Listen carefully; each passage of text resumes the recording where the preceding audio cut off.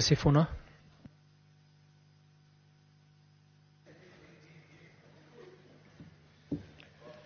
Thank you very much, Honorable Chair. First, let me start by saying that I want to laud the leadership of the majority and the minority sides that have brought this motion this morning. And to just say to the Honorable Senator Aaron Cheruiyot that you will struggle, my brother, to make a better speech than what you've made this morning. And I am sure it has given a lot of hope to a lot of people in this country that, in fact, this institution of the Senate can rise to the occasion when other people are failing. They say that with great power comes great responsibility. And I don't think that in this House there was somebody with a greater responsibility, leader, to set the tone for the discussion that we want to have this particular morning. I think I hear what Kenyans are saying. They want to see from the leadership of this country contrition. They want to see remorse. They want to see us taking responsibility for everything that has happened, that has led us to this particular moment. And allow me to follow in your footsteps and also tender an unreserved apology to the people of Kenya if I have contributed in any way by my conduct, by my speech, to bringing the country to where it is today. I apologize for that. Honorable Speaker, as a senator of Nairobi, you know that Nairobi has borne the brunt of the protest, of the killings, of the loss of lives, of the loss of property. As we speak right now, we have 39, as of the last count, people who have lost lives across the country. And more than half of that, at least 19, have been killed in the city of Nairobi. Honorable Speaker, out of those 19 that have died in the city of Nairobi, between 6 and 8 of them, the numbers are yet to be confirmed, were actually very parliament. And as we join our country and our colleagues in mourning, I also want to take this opportunity to send my heartfelt condolences to all the families that have lost their loved ones in this particular protest.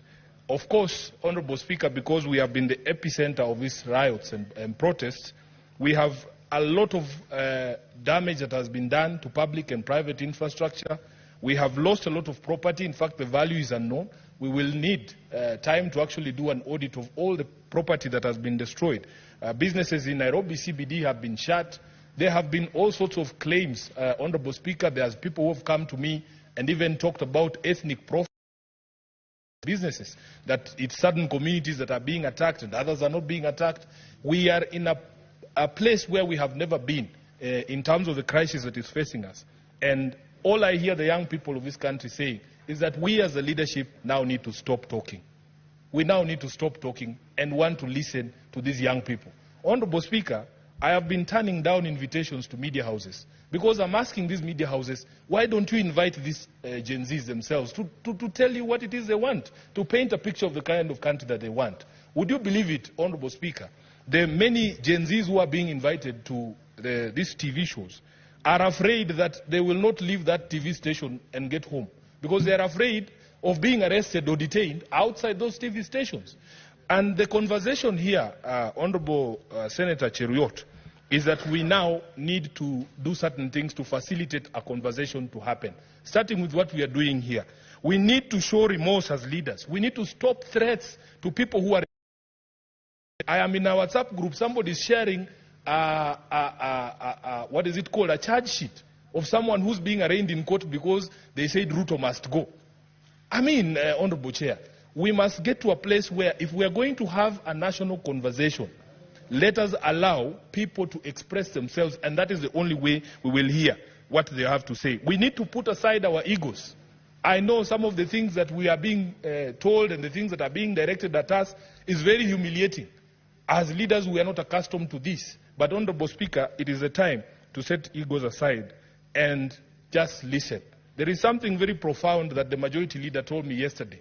He said, Sifuna, right now, there are no more political goals to be scored.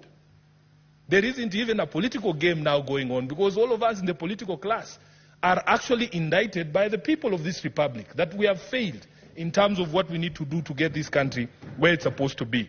I have shared an example here that on the day of the 25th of June, was being stoned in the city of Nairobi. And by the way, although it is a car that is popular with members of parliament, very many Kenyans actually drive this car. It is one of the most ubiquitous cars in the streets of Nairobi. So imagine you being a doctor or a lawyer, you have nothing to do with parliament, driving around the city and people attack you because of the car that you're driving. It is a problem that we have to solve. By our own conduct, we have put all of us in the line of fire. An MCA leaving the County Assembly of Nairobi, one of the nominated MCAs, was attacked, Honorable Speaker. And yes, she was, her car was badly damaged. She was badly hurt, including her driver. She had to get surgery. By the time people are saying, oh, stop, this is not a member of parliament, or this is a member of the National Assembly, you are already dead. That is what we are saying. We need to come and rise above all these differences that we've always had to have a conversation about our country. Kenya has changed forever. We must not allow us to go back to the bad manners. I was seeing clips of young people on TikTok saying they are very happy there are no more strobe lights, there are no more sirens, people are not overlapping. They are asking where have all these big vehicles gone in the streets of Nairobi. Honorable Speaker, I saw a newspaper article in the Standard today saying that MPs are in hiding, members of the National Assembly are in hiding. And the question is, where are these members? I'm very proud to be a senator today, that we are not hiding from the people. We are here to actually take responsibility for all our actions and to try and assuage or deal with the problems that we have contributed in bringing about. So, Honorable Speaker, there are things, in my view, that we can do. And this moment does not call for us to tell the young people what to do. We need to demonstrate that we are hearing what they are saying and look at ourselves in the mirror, Honorable Speaker. It has to be about us. We start with the House of Senate and the House of Parliament generally, so that we are able to demonstrate that we understand what these young people are saying.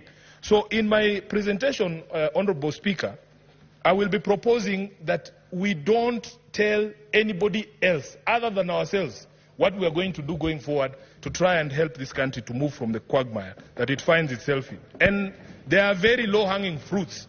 My friends here have spoken, for instance, about the supposed salary increments. By the way, in defense of the SRC, I know many of you have bashed them here. That Gazette notice that is in the public domain and discussion right now was published on the 9th of August 2023, the day we went for elections. I am telling you, because it is supposed to be 2022, 9th of August 2022, because it's supposed to be that members of parliament, when you go for elections, people should know how much money you're going to make in advance. And the role of setting salaries was removed from us. The public still thinks that Sifuna has the power to increase his own salary. I do not have that power. That power is in a constitutional commission called the SRC.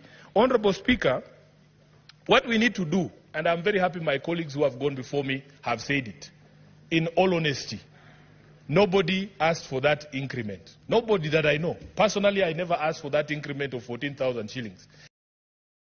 Tone deaf if we are going to insist that we get that increment this particular year or next year, when the economy is in the doldrums, when many Kenyans have nothing to put on the table. So I also support the proposal by members who have spoken before me that we formally resolve that we as a Senate are not interested in any additional salaries this particular financial year.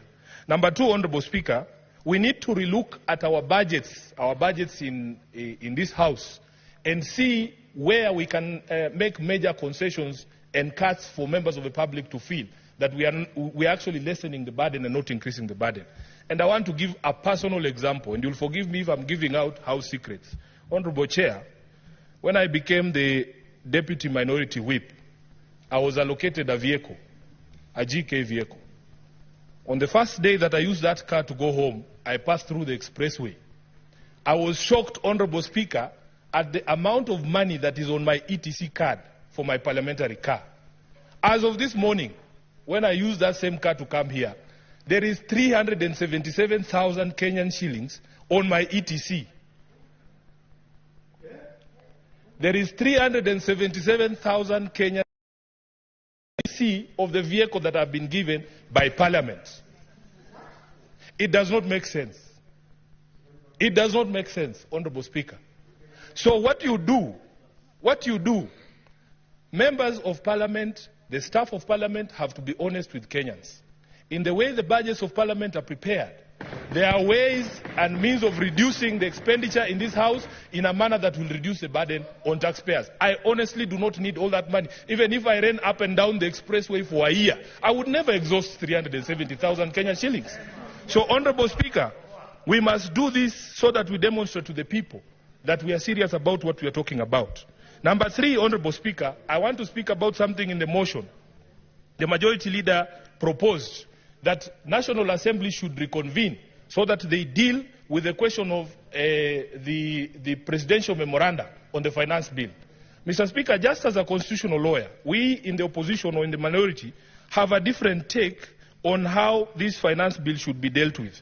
Honorable Speaker, if you look at Article 115 on what should happen to a bill when it is sent back to Parliament, 115 sub-article 3, it says, if Parliament amends the bill fully accommodating the President's reservations, the appropriate Speaker shall resubmit it to the President for assent.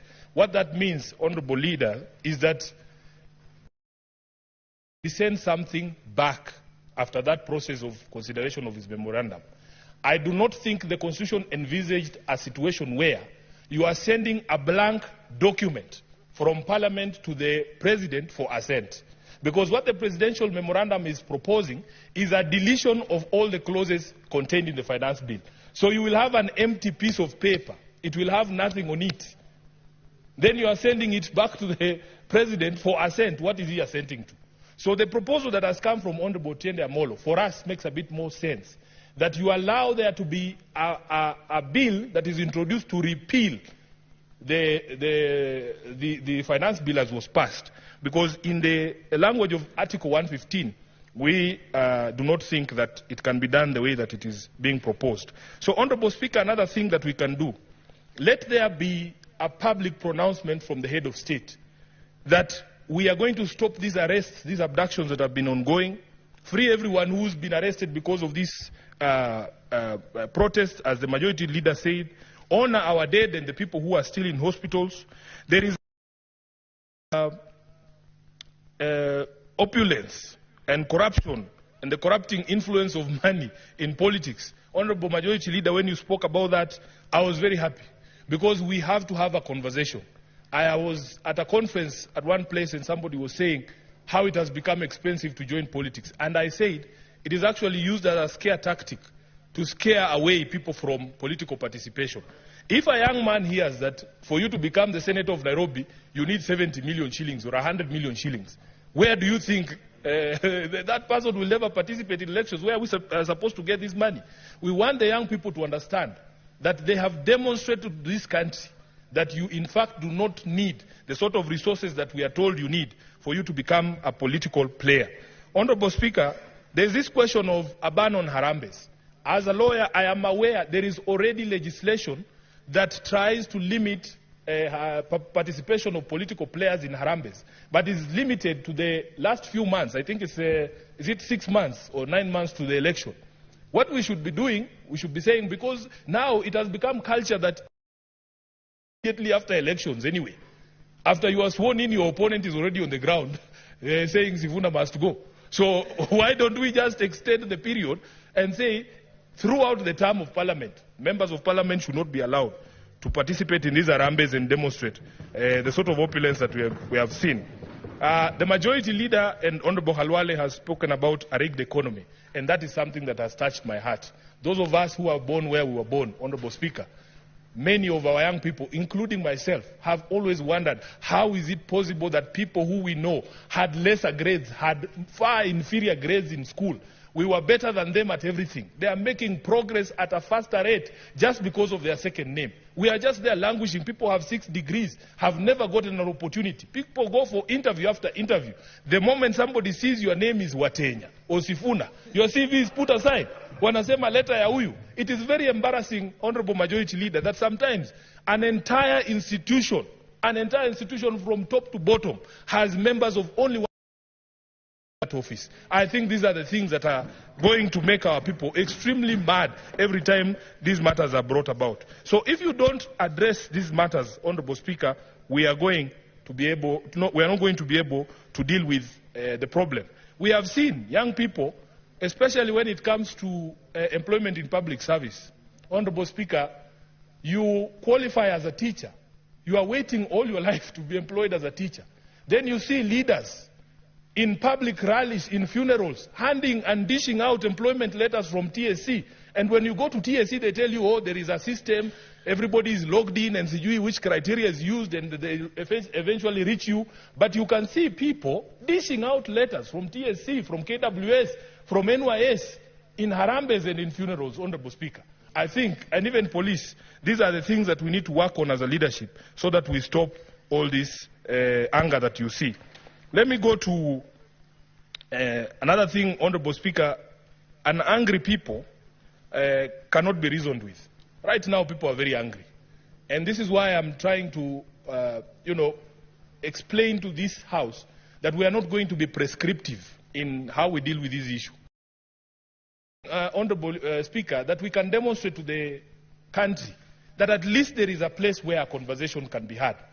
Senate is the only House of Parliament that goes to the people. We don't fear the people. That's why we are still here. So if it is possible for us, even if it is going to Uhuru Park, as somebody has suggested, we are ready to be insulted because at some point we deserve to be insulted. But at the very end of those insults, I think we will be able to pick some few things. Honorable Majority Leader was telling us a story of how he logged into one of the Twitter spaces, and he said there was maybe 60% expletives and insults, but 40% was good material, and it has inspired even the speech that he made this morning. So let us put ourselves at the disposal of the people. We should be available to the people so that we deal with this. On debt, I agree with you, Honorable Majority Leader, that there has to be a public audit of all Kenya's debt so that we know what the truth about this is. On budget, we have explained, and I've given an example here, of how we feel that sometimes our budgeting process is padded in such a way that it allows for budgeted corruption. We have estimated, Honorable Speaker, at least those of us on the minority side, that we can do away with at least 1 trillion shillings in this budget. And we don't need to punish anyone. We just need to cut on expenditure in our own institutions. I will go to some of the proposals that I have received from members of the public. Number one, Honorable Speaker, there needs to be an audit of all appointments from September 13th, 2023. Because as Honorable Senator Halwale spoke and said, there are some offices that have been created that we do not even understand the basis of their existence. Look at the number of advisors in government. There needs to be a public audit of all these advisors.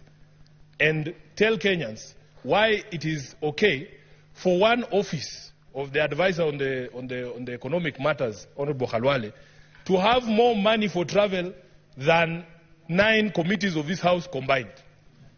It doesn't make any sense. So the specter of personal assistance in government, we need a public audit of that.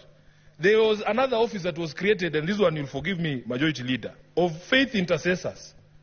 We need a public audit of who are these people and why are they earning public money. Honorable Speaker, I had occasion to see one business card of one of those faith intercessors. It was the most powerful business card I have ever seen in my life. Honorable Speaker, you have spoken about the office of the First Lady, and I am happy that the President himself took a first initial step to say that office will cease existing from, I think he said, Monday of this week. It had 285 employees. I am telling you, the Deputy President, the wife of the Deputy President's office, 100 employees. Honorable Speaker, we cannot continue like this. Then there is a specter of retreats, and this one we are all guilty as members of this House. We need to look at our retreats, whether the retreats we are taking are necessary, whether these meetings cannot be had here, whether those resolutions cannot be. And then in the independent commissions, in the ministries and in corporations, I was just being told that there actually also exist fake retreats. There's something called a fake retreat, where there was no retreat, but people are being paid for going on a retreat. Then on the foreign trips, Honorable Speaker, These are things we all understand. Let us be able to demonstrate to the public that we're actually serious and we hear them. Just one more minute. Let's add in 1 more minute to conclude. And then on the ODPP, I was just conferring here with my friend, the senator for Migori. We were shocked when we heard that a plea bargain had been entered in the Migori corruption case, that a governor who's been accused of stealing billions of shillings has agreed to return 300 million, and then the case is withdrawn. I want to call for an audit of all the in the past 12 or 24 months, Honorable Speaker, so that we understand the legal basis for the withdrawal of these cases, because this is where we are failing. For as long as you can demonstrate, Honorable Speaker, that these cases are going nowhere, that is where people get the confidence that the majority leader was speaking about to engage in some of these things. Lastly, we need respect for the Constitution and constitutional institutions and the bodies across the public service and across the national executive infrastructure. So, for instance, Honorable Speaker, I was being given an example that even the mess we have in the management of public service, that an executive order is made on HR matters to a body called State Corporations Advisory Committee, which is duplication of roles. So, Honorable Speaker, I support this motion, and let us put up that humane face that Kenyans are looking to see, that we can actually engage on these matters. I thank you, Honorable Speaker. Thank you, Senator. Senator Mohamed Chute.